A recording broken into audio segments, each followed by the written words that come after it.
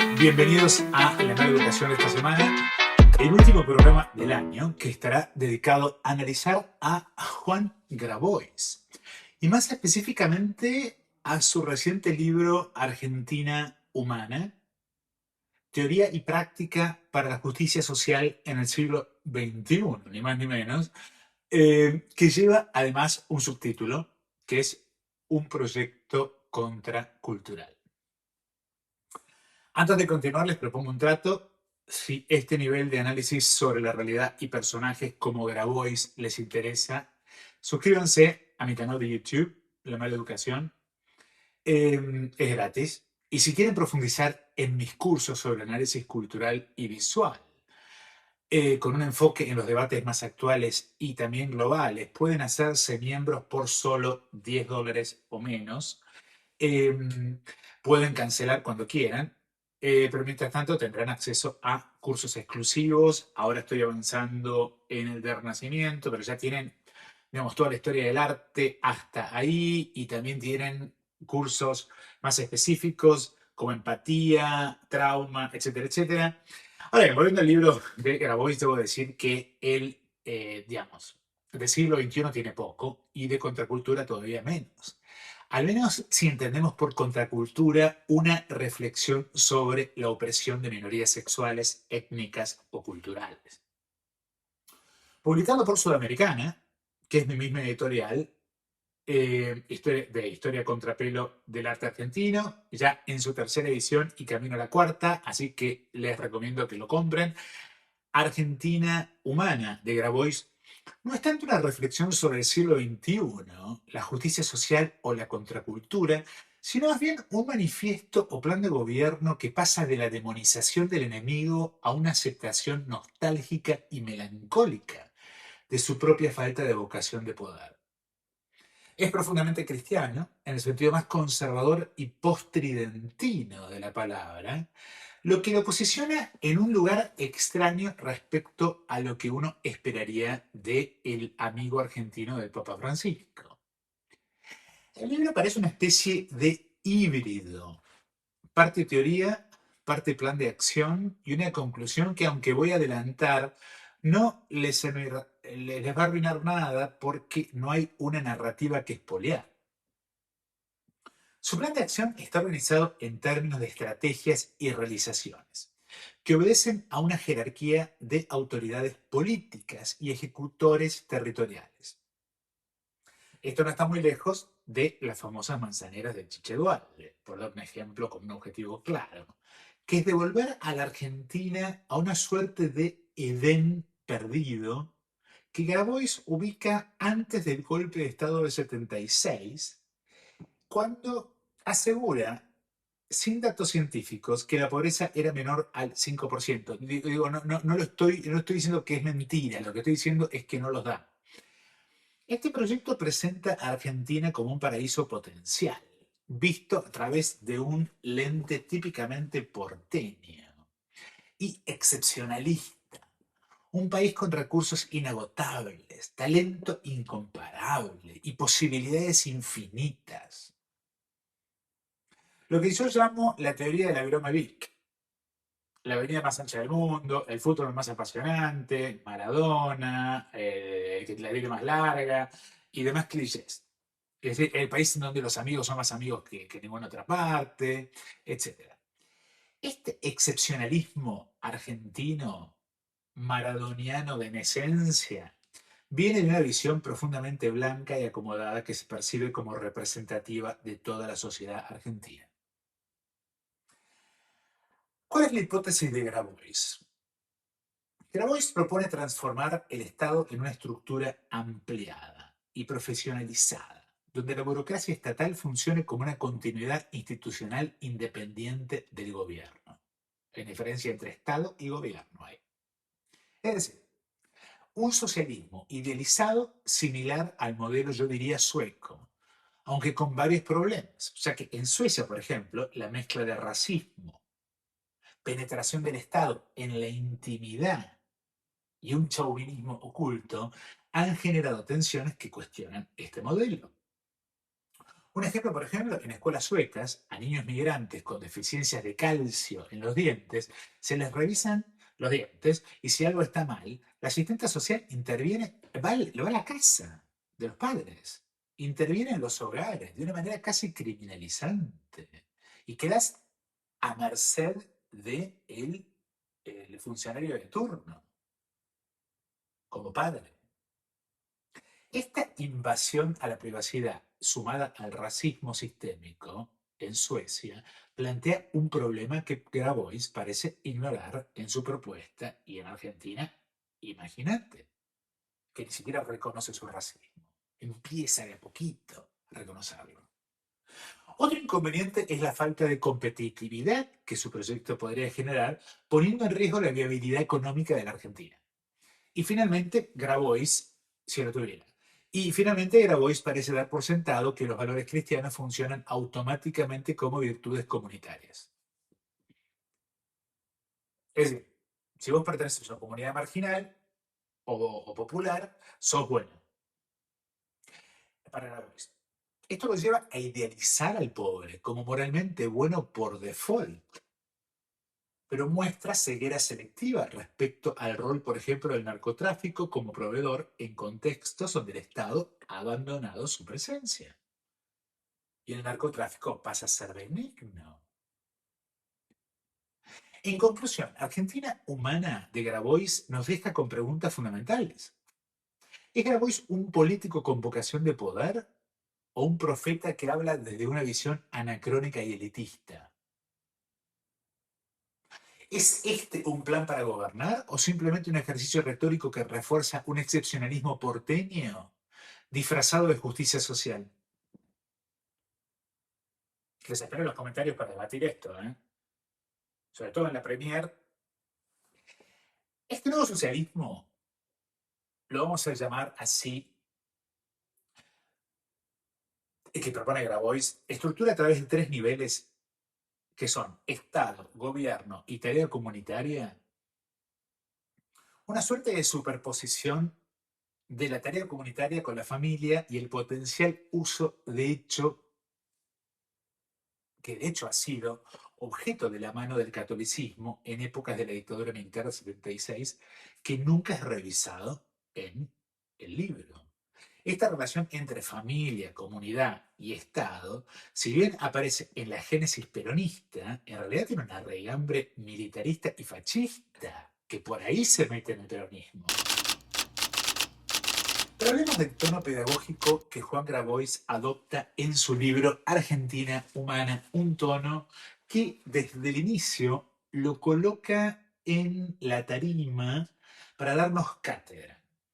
Esto no es menor porque la cátedra y su relación con la palabra catedral remite a la tradición cristiana, donde Jesús imparte sus enseñanzas, o impartía, sus enseñanzas desde un lugar de autoridad absoluta sobre el libro, la Biblia.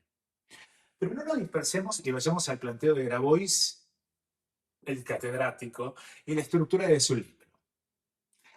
La introducción parte de una contradicción dialéctica entre lo que él llama, así empieza el libro, la soberbia luciferina, que parece aludir a Javier Milei, y la hipocresía farisea, que adjudica a los mercados impersonales y fluidos y bla, bla, bla. Según Grabois, el templo debe ser reconstruido, y yo supongo que se debe referir al templo de Salomón tras el saqueo del emperador Tito, mientras retrata al presidente como un ángel caído. También llama la atención cómo aborda las contradicciones de Alberto Fernández, a quien describe como feminista y pegador, tratándolas como una verdad indiscutible en lugar de una posible operación política. Esto lo deja al borde de las calumnias e injurias, ya que sin pruebas judiciales estas acusaciones pueden leerse como injurias. Pero este no es el tema del libro. Lo que quiero decir es que es un libro que empieza de manera muy moral. Por otro lado, en su crítica a la hipocresía farisea, Grabois cita una reflexión del Papa Francisco sobre las políticas de identidad.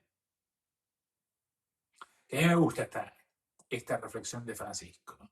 Y dice, hay que fijarse en los pecados más angelicales. Hay demasiada gente obsesionada con pecados de la cintura para abajo.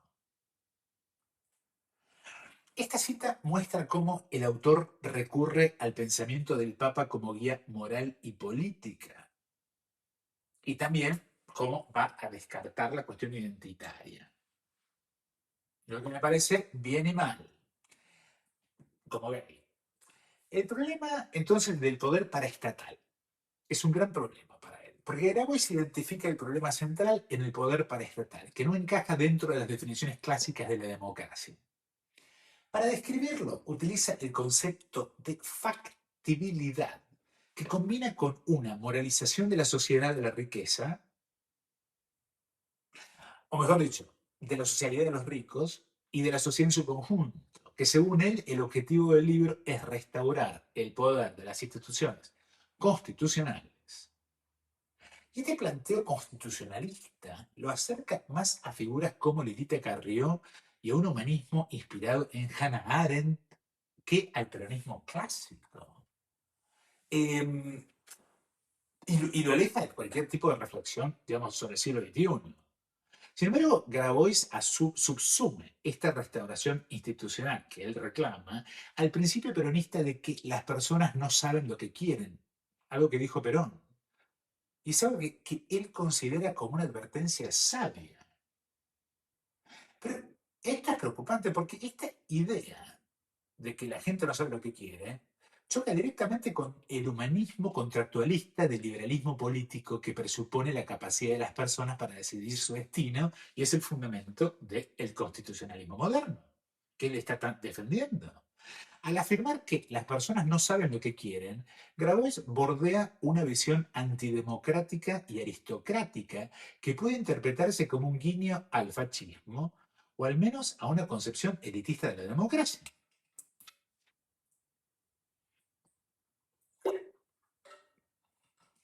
La visión cristiana y mariana del peronismo que plantea Grabois. Digo mariana por la Virgen María. Grabois también interpreta al peronismo desde una perspectiva cristiana y específicamente Virgen María. Es decir, como una comunidad organizada bajo el manto de María, quien en este esquema parece simbolizar a Eva Perón. Aquí retoma la tercera posición peronista, que él equipara con la democracia. Sin embargo, olvida que esa tercera posición nació como una neutralidad frente a regímenes como el nazismo durante la Segunda Guerra Mundial. Confundir neutralidad política con democracia es un grave error, especialmente cuando se ignora la necesidad de una postura crítica frente al Holocausto y el lugar histórico de vergüenza de la Argentina en ese lugar. Una clase de historia para pensar la política es lo que sigue en este manifiesto de Grabois. En el primer capítulo, Grabois ofrece una suerte de clase de historia de las ideas políticas con el objetivo de darnos conceptos para la acción política honesta. Inclusive él cita a los hijos que le preguntan si eres el político más honesto. Según él, la honestidad radica en buscar una comunidad anti-individualista. Pero esta visión plantea problemas en el siglo XXI. Porque desde mi perspectiva, Grabois confunde individualismo con neoliberalismo. Y esta confusión lleva a equiparar al individualismo con la deshonestidad. Una relación que no es tan automática como la que él cree. Es decir, él está imponiendo la lógica de la sociedad de grupos a una moral en donde un tipo como yo, solo, es peligroso. A partir de su clase, Grabois intenta proveernos de herramientas conceptuales para pensar la política a lo largo de la historia. Sin embargo, esta es su cátedra, lo que nos da como profesor. Sin embargo, la mezcla entre moralización, espiritualidad cristiana y un esquema político rígido deja muchas preguntas abiertas. ¿Estamos ante un modelo de comunidad viable o simplemente ante un proyecto que mira hacia el pasado idealizando un Edén perdido? Juan Grabois aborda la honestidad como comunidad anti-individualista en su libro Argentino Humano. Es decir, es la comunidad lo que redime. Este concepto nos remite a la tradición clásica, en particular a la definición aristotélica del ser humano como un animal político, orientado hacia la eudaimonía o felicidad.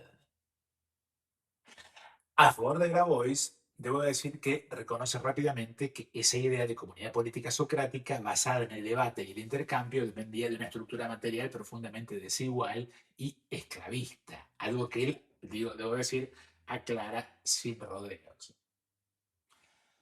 Sin embargo, lo interesante es el salto que hace de Aristóteles en esta historia de las ideas políticas a Jesús de Nazaret, presentándolo como el que pone fin a la esclavitud al declarar que todos somos iguales. Aquí surge un problema, porque Grabois evita dar el contexto histórico necesario para entender el surgimiento del cristianismo. Si nos remontamos al siglo I después de Cristo, el principio de igualdad humana que propone el cristianismo primitivo no fue tanto una revolución política como una respuesta ética y espiritual a la desintegración progresiva del Imperio Romano desde adentro, o desde los márgenes dentro del Imperio Romano. Pero Grabois elige ignorar el contexto institucional y político del cristianismo, centrándose en su dimensión ético-moral, la paz, el amor por el prójimo y la promesa de un futuro mejor a través de la muerte. Y esto nos lleva a su modo de entender el cristianismo, que yo diría cristianismo, ética, muerte y amor masculinizado. En este esquema, Jesús aparece como el maestro que desde su cátedra, como era Grabois, promete un futuro mejor basado en la idea de que la muerte no es el final, sino un puente hacia otra vida. En esta visión, el acceso a ese paraíso ultraterrenal depende de las acciones en esta vida, acciones que se miden según principios de amor, fe y sacrificio. Pero este amor está lejos de ser sexual o inclusivo, es un concepto masculinizado basado en la sumisión y la entrega incondicional, como el famoso poner la otra mejilla. Este marco, en un imperio como el romano, donde había que unir a pueblos tan distintos como los irlandeses y los sicilianos, se convirtió en una herramienta ideológica poderosa. Sin embargo, Grabois parece ignorar que desde el inicio la Iglesia Católica fue una institución aristocrática y apoyada por el Senado romano.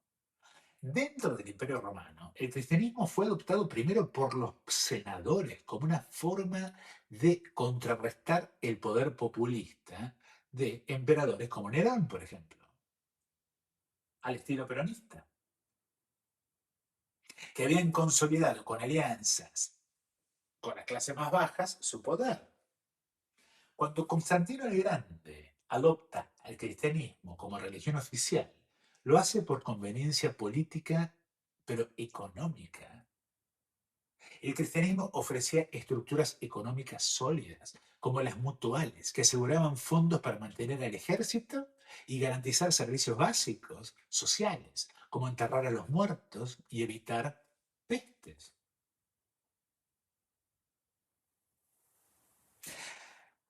Entonces, digo, todo esto no aparece en el libro, es decir, solamente se salta de una idea a otra idea. Es decir, y ahí llegamos al feudalismo. Él nos lleva al feudalismo. Y esto realmente creo que nos demuestra algo muy interesante respecto de este palermitanismo que yo vengo señalando desde hace años. Yo titularía esto feudalismo y el paternalismo de Grabois. Ya que de manera abrupta Grabois en el libro salta del Imperio Romano al feudalismo, ignorando siglos de historia y presentándolo como un sistema casi ideal. Hay un evidente gusto por el paternalismo feudal en su visión, una relación entre señor y vasallaje que parece reflejar su propia postura de blanco iluminado que da cátedra cristiana a los sectores populares.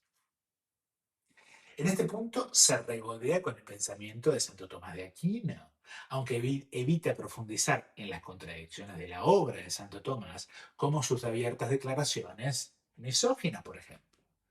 Es interesante que Grabois pase por alto estas tensiones, especialmente porque el feudalismo, que elogia también, estaba plagado de jerarquías rígidas, misoginia y estructuras económicas profundamente injustas. Pero en realidad todo esto es un puente para llegar a lo que él considera como el vehículo de su pensamiento, Grabois, que es la República de las Letras. Y son lo que yo llamaría las confusiones del humanismo. Él se ve como un humanista cristiano. Hello there. Que- It's 21:45, by the way. Sí, llora. Finalmente, Grabois da otro salto. Esta vez hacia entonces decía la República de las Letras y el debate humanista, identificándose con figuras como Tomás Moro, Erasmo de Rotterdam y Savonarola en Florencia. Pero aquí surgen nuevas confusiones. Por ejemplo, Tomás Moro, defensor del modelo utópico de comunidad, no deja de ser un aristócrata profundamente cristiano. Mientras que Savonarola llega a ser un aristócrata profundamente cristiano. Mientras que Savonarola representa una teocracia fanática, mesiánica. Este tipo de contradicciones en las influencias de Grabois sugiere una lectura selectiva y yo diría hasta oportunista de la historia, en la que las ideas son usadas como herramientas convenientes para justificar su visión. Por ejemplo, temas como la hoguera de las vanidades, Tomás Moro, la contradicción entre identidad y clase en su discurso y su visión de la cultura y la familia. Esto es un triple sacar, porque alguien hizo un comentario de que esto es largo y complejo. Sí, es precisamente esa la intención. Así que paciencia, vamos por parte entonces. Savonarola y Florencia y la afinidad con Milley. Grabois recomienda estudiar a Savonarola, siglo XV florentino, pero parece no haber comprendido del todo su figura.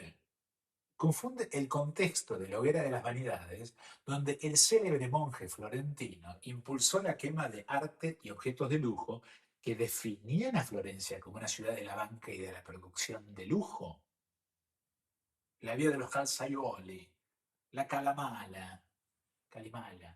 Savonarola, al proclamarse como el portavoz de Dios, estableció una teocracia mesiánica en la que controlaba moral y políticamente la ciudad.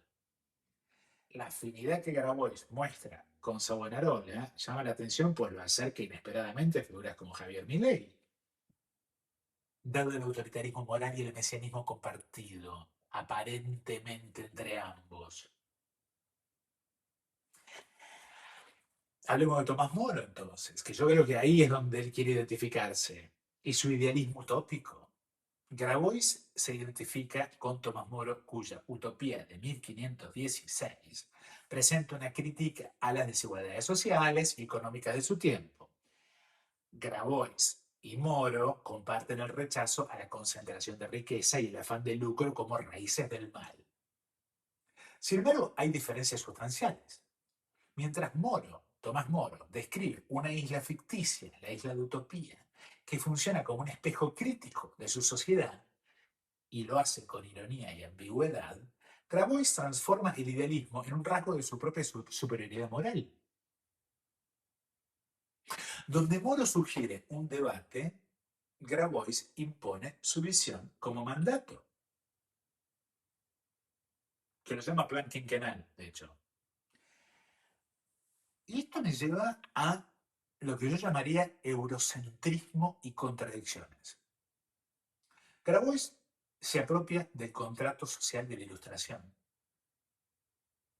señalando cómo los sectores excluidos no son realmente integrados y la razón que tiene, pero omite teorías y resistencias fuera del marco europeo. Menciona de pasada a figuras como Lautaro, el mapuche, de la logia Lautaro, o Tupac Amaru II, o Francisco de Miranda, pero sin profundizar en su relevancia histórica ni en su papel en las luchas indígenas.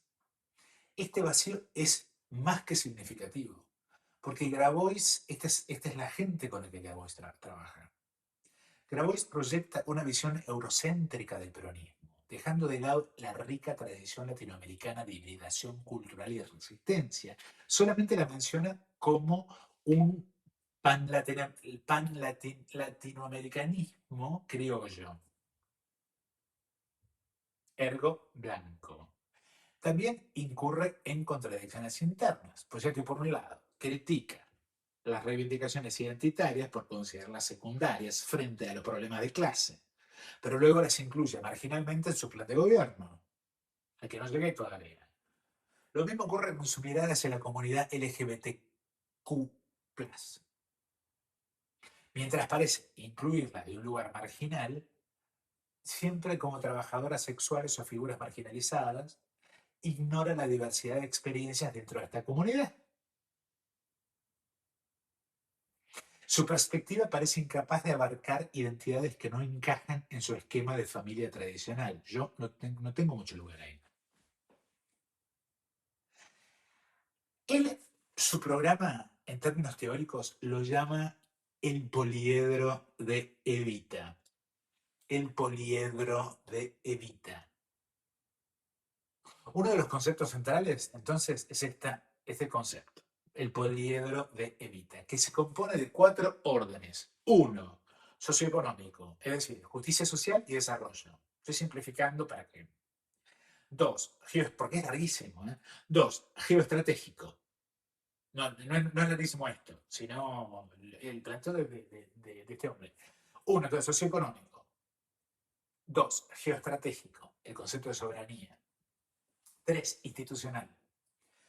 Acá es importante el enfoque en la corrupción y la necesidad de reformar la justicia, pero que la menciona y la deja al pasado. 4, lo intergeneracional, que pone foco en la ecología, bien, y la continuidad histórica, es decir, la idea de futuro, vuelta a la familia. En su propuesta social, Grabois privilegia a la familia como núcleo básico, enfatizando frases como a la familia hay que arremarla. Sin embargo, su mirada es profundamente conservadora y desconectada de la realidad de muchas familias argentinas y de la forma de vivir en el mundo y en Argentina. Ve a la familia como un refugio frente al hiperindividualismo y critica tendencias contemporáneas como la separación entre sexo y afecto. Esto suena más a un discurso de un señor porteño privilegiado católico que a un análisis profundo de las dinámicas sociales actuales. Yo en ese libro no entro. La cultura según Grabois. En cuanto a la cultura, Grabois se apoya en un estudio de la UCA, que señala que pocos niños en Argentina tienen acceso a bienes culturales. Su solución incluye propuestas bien peronistas o alfonsinistas, como es decir, institucionalistas constitucionalistas, como bibliotecas populares, clubes de barrio. Sin embargo, su concepción de cultura parece limitada. Para él, cultura significa películas, libros, centros culturales, dejando fuera los mitos, paisajes, tradiciones que forman parte de lo que él llama identidad nacional en términos de turismo, de algo explotable. Este enfoque demuestra una mirada poco flexible, desconectada de la pluralidad cultural actual y de las realidades comunitarias, y ni hablar de la realidad virtual. Hay en él un idealismo moralista y omisiones estructurales. Grabois intenta construir un discurso basado en el idealismo, pero su narrativa está plagada de omisiones y contradicciones. Sus influencias van desde Savonarola hasta Franklin Delano Roosevelt, pasando por More y Thomas Paine, pero las usa de manera selectiva y oportunista, evitando una verdadera discusión crítica. Su defensa de la familia, y perdón que me esté repitiendo, pero como es todo un trip, lo que quiero ir es marcando ciertos lugares como para que queden claras las ideas, ¿no? Entonces digo, su defensa de la familia, y la cultura se queda en propuestas conservadoras y rígidas, mientras que su eurocentrismo y desinterés por las luchas indígenas demuestran, por la teoría y la tradición de las luchas indígenas, demuestran una mirada limitada y poco representativa. Yo no digo que no las quiera, lo que digo es que no las incluye. Grabois o no las sabe. Grabois se postula como un líder mesiánico y moralmente superior, pero su discurso termina siendo inconsistente y fragmentario. Su libro no parece tanto una invitación al debate como una confirmación de su rol autoasignado como guía espiritual de cierto sector argentino. Juan Grabois aborda las redes sociales, el concepto de adicción, su plan quinquenal y las contradicciones entre su visión populista y la aristocracia intelectual que representa. Vamos a desglosar este tema porque creo que es clave. Empecemos por las redes sociales, que él vincula con conceptos como adicción y negatividad. Grabois parafrasea al Papa Francisco al señalar que las redes sociales son fuentes de rapidación y adicción. Sin embargo, este juicio se inscribe en una perspectiva excepcionalista que no reconoce otra forma y otras formas de adicción, como las que podrían surgir del trascendentalismo que él mismo promueve. Diosito, Diosito, Diosito, Diosito. Además, su postura denota una visión negativa y reduccionista de las redes sociales, tratándolas como simples generadoras de vicios, ignorando su potencial como espacios de comunicación, organización y expresión cultural. Digamos, es imposible pensar la cultura sin pensar las redes sociales. Este enfoque parece estar ligado a una generación educada en instituciones como la UBA, que tiende a entender la cultura como un conjunto de objetos adquiribles, autocontenidos, libros, películas, exposiciones, cuadros de arte, en lugar de procesos dinámicos de interacción y creación colectiva. La crítica a las redes sociales como enemigas de la cultura refleja esta mirada conservadora y limitada.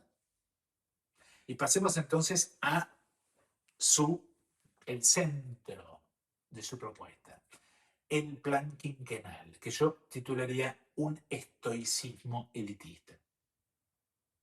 Este es el segundo capítulo. Creo que son 3 capítulos, o 2, o 2 en la conclusión. Así que estamos ahí. El segundo capítulo de su libro comienza con la plegaria de la serenidad de Alcohólicos Anónimos. Dios, dame serenidad para aceptar lo que no puedo cambiar, valor para cambiar lo que puedo y sabiduría para reconocer la diferencia. Esto sugiere una inclinación hacia un nuevo estoicismo que combina resignación con acción pragmática. Sin embargo, este marco filosófico se inserta en un contexto político donde las contradicciones son evidentes. Grabois denomina su propuesta Plan de Desarrollo Humano Integral, estructurado en torno a fortalezas y debilidades del país. Sin embargo, su análisis es problemático. ¿Cuáles son lo que él considera como fortalezas? Una visión excepcionalista que presenta a la Argentina como un país de pura fortaleza, lo que claramente es un desvarío mental. 2. Debilidades.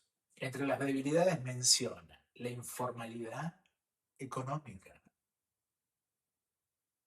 lineares, la salada, un sector que constituye la base de la experiencia comunitaria que él defiende, pero que también él criminaliza al catalogarlo como anómalo y peligroso.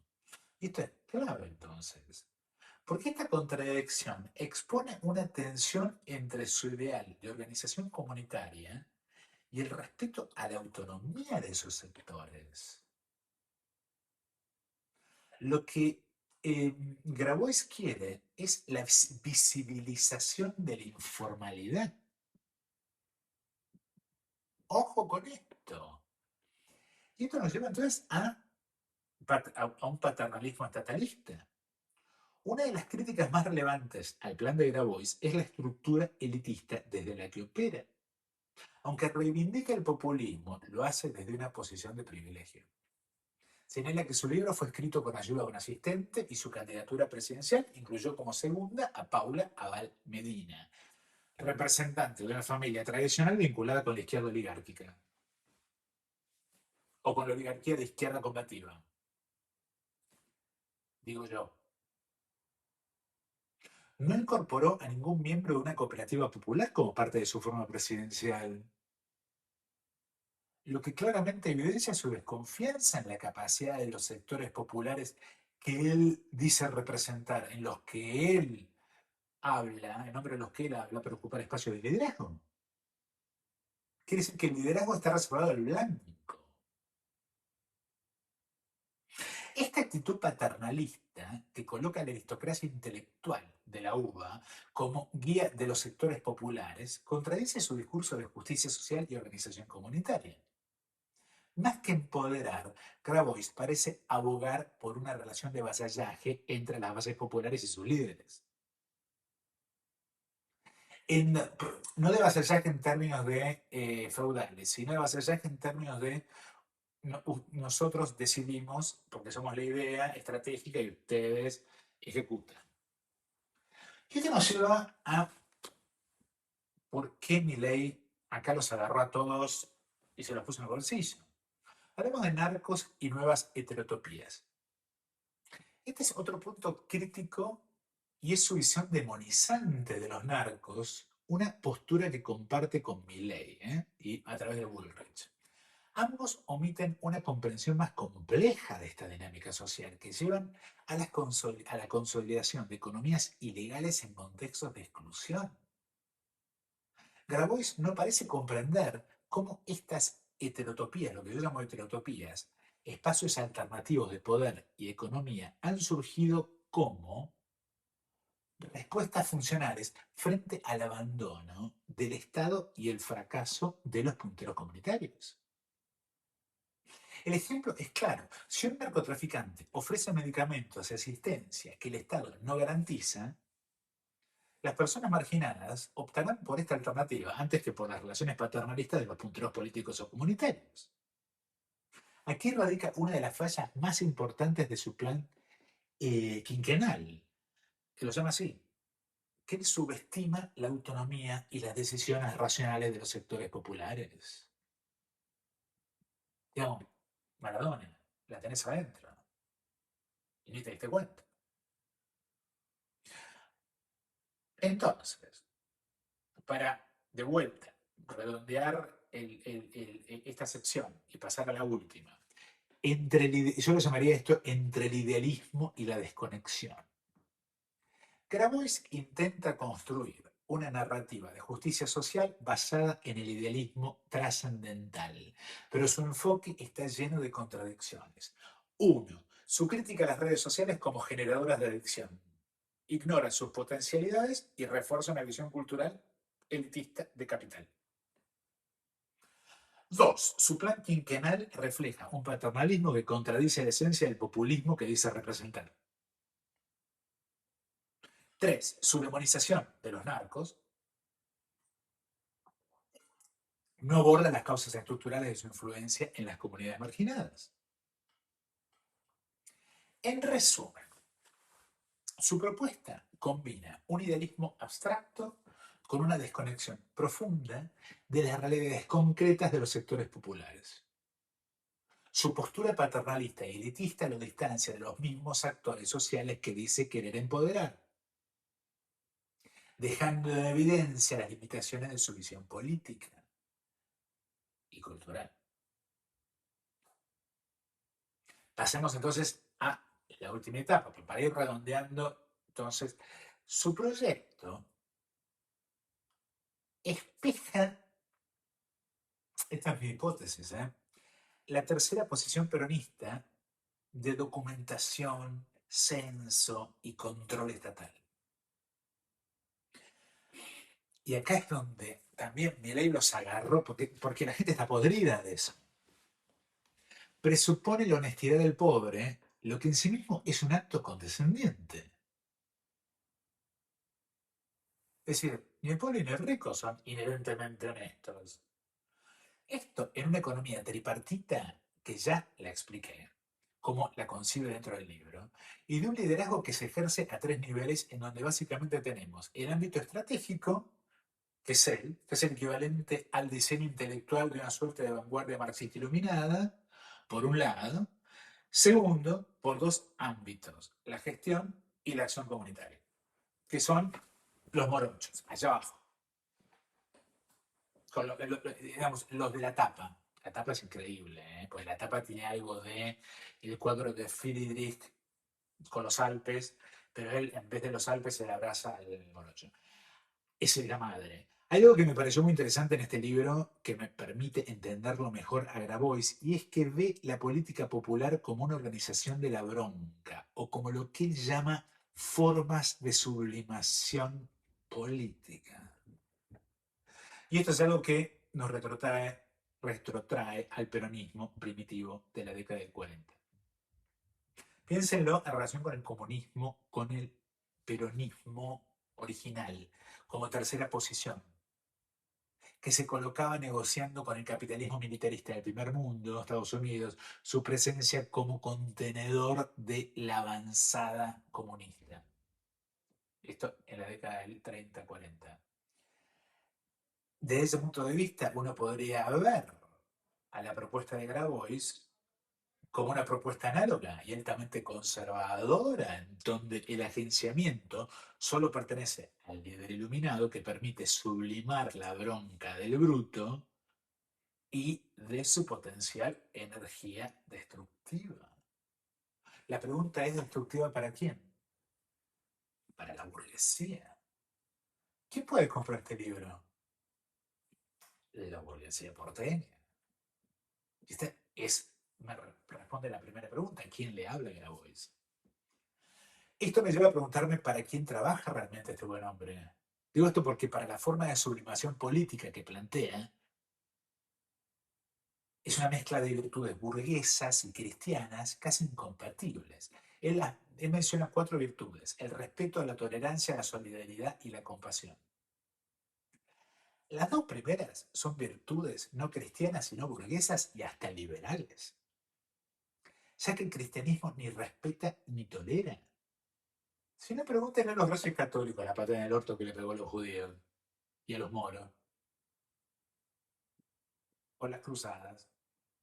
El segundo par de virtudes planteadas son la solidaridad y la compasión, que sí son virtudes cristianas, pero las usa de manera utópica.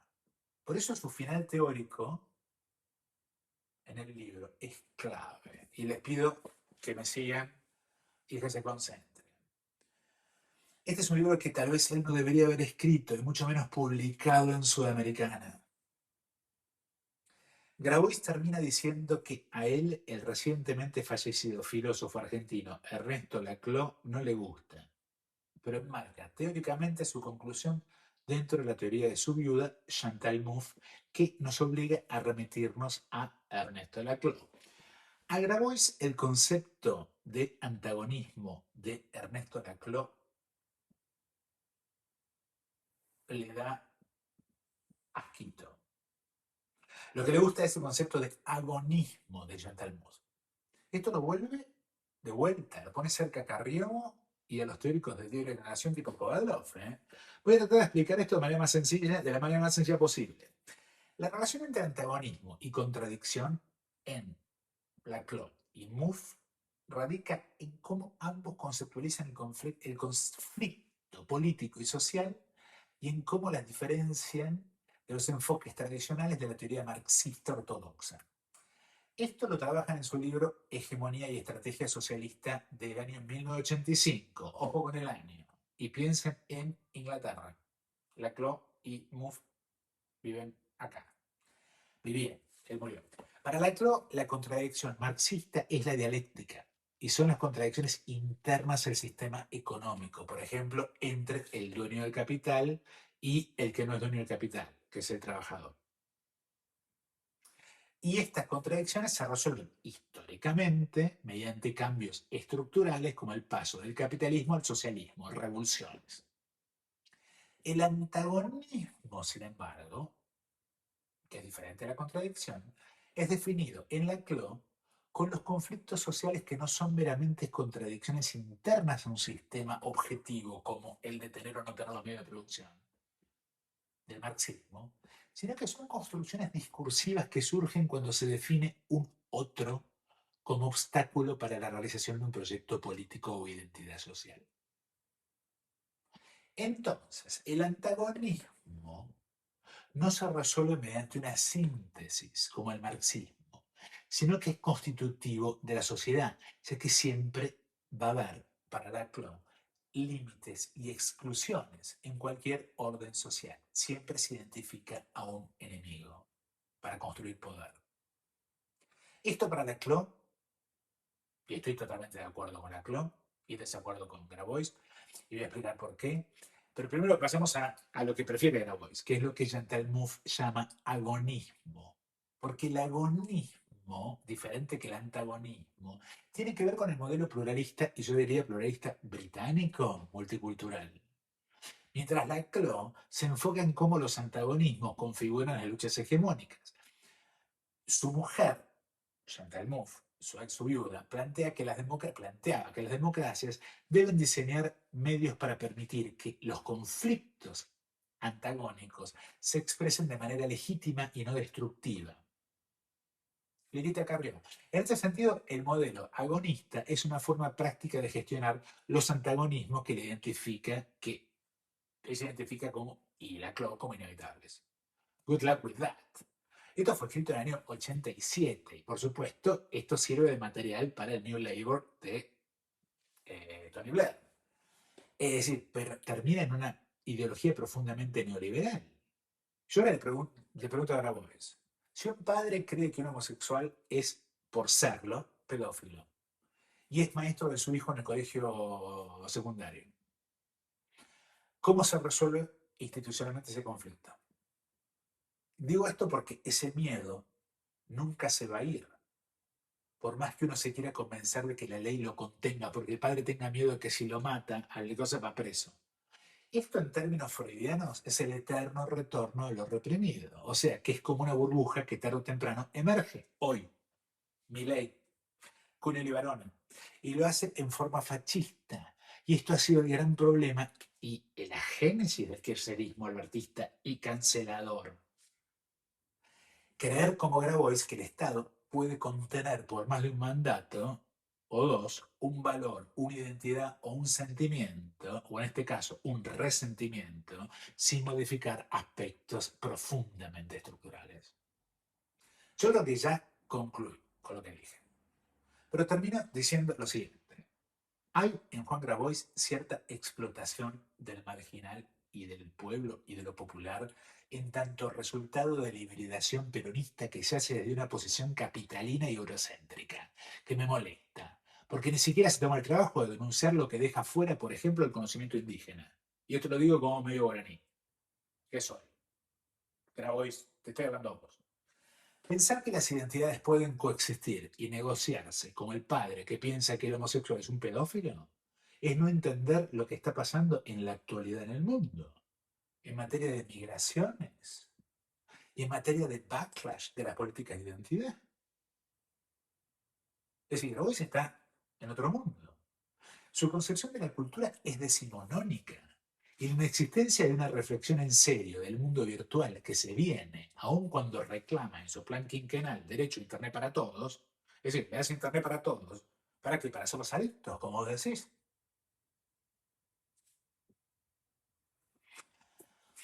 ¿Para qué es Internet? Si después lo quiero organizar como deportistas uniformados de una falange franquista aplaudiendo a Evita en el Rainbow Tour en Madrid. Me molesta particularmente la comodificación que hace del amor cristiano y de esos valores. ¿Qué es lo que compró el Papa Francisco de Grabois? Yo creo que no tenía otra opción y se enamoró. Esa relación entre Francisco y Grabois yo la dejo de entender a partir de este libro. Y termino diciendo esto porque este libro me hizo respetar menos al Papa, no por la baja calidad del libro, que es baja, sino por lo conservador y nostálgico y poco creativo del contenido y de su elitismo argentino bordeando en el racismo. Nos vemos la semana que viene y que tengan todos un muy buen año y recuerden suscribirse.